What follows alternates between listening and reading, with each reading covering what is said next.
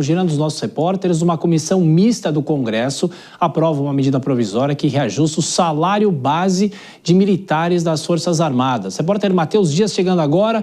A proposta autoriza a concessão de um reajuste linear de 9% a todos os militares da ativa, da reserva e pensionistas. E quanto esse reajuste vai custar aos cofres públicos, Matheus? Bem-vindo, boa noite.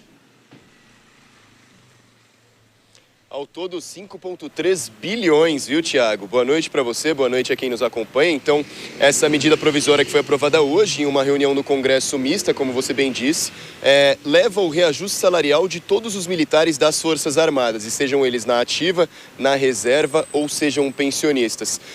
Esse aumento de 9%, que ainda deve ser aprovado. Isso, vale lembrar, é só uma recomendação, ainda não uma decisão. Tem que passar pelos plenários tanto da Câmara dos Deputados quanto do Senado.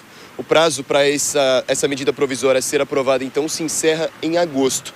Nossa produção, então, teve acesso a uma entrevista cedida pelo ministro Hamilton Mourão, em que ele diz que essa medida e esse reajuste veio até um pouco tarde demais, viu, Tiago? Vamos ouvir.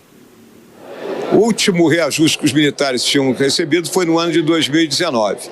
Nesse período de meia dúzia de anos de lá para cá, nós temos uma inflação aí na faixa de 36%, 37%, assim, sem querer fazer um cálculo mais puro. E, obviamente, então, esse reajuste está muito aquém daquilo que seria necessário para que houvesse, vamos dizer assim, uma recomposição da massa salarial dos nossos militares. Pois é, ele reforça ainda que em outros setores públicos, funcionários tiveram nesse mesmo período de 2019 para cá um reajuste de mais de 70% no salário deles. Então, ele reforça que esse reajuste dos militares, para ele, seria abaixo do que o necessário. Vale lembrar que, por enquanto, isso é só uma recomendação, né, Tiago? Ainda não a decisão, já que tem que passar pela Câmara dos Deputados e pelo Senado também.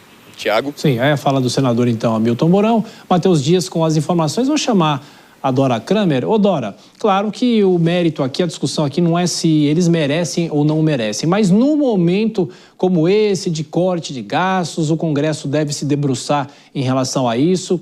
O que é possível esperar? Porque é uma categoria, ou são as Forças Armadas sempre pleiteiam esses aumentos, falam que estão sucateadas, né? Não, e agora mesmo a gente vê aviões da FAB parados no chão por falta de combustível, porque não tem dinheiro.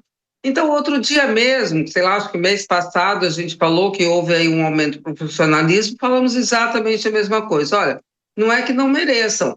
Sem entrar no mérito, é um momento em que qualquer aumento de gastos é muito difícil de se defender. Agora, quando a gente vê, aí que se ressalta, né, esse tipo de atitude responsável que tem o Congresso, como esse aumento do número de deputados. É pouquinho, são de 513 para 531, mas isso tem um simbolismo, ora bolas, né? Uma coisa completamente desnecessária. Então, fica assim uma incongruência que acaba se perdendo nas necessidades, nas contradições. Isso acaba sendo aprovado e pronto.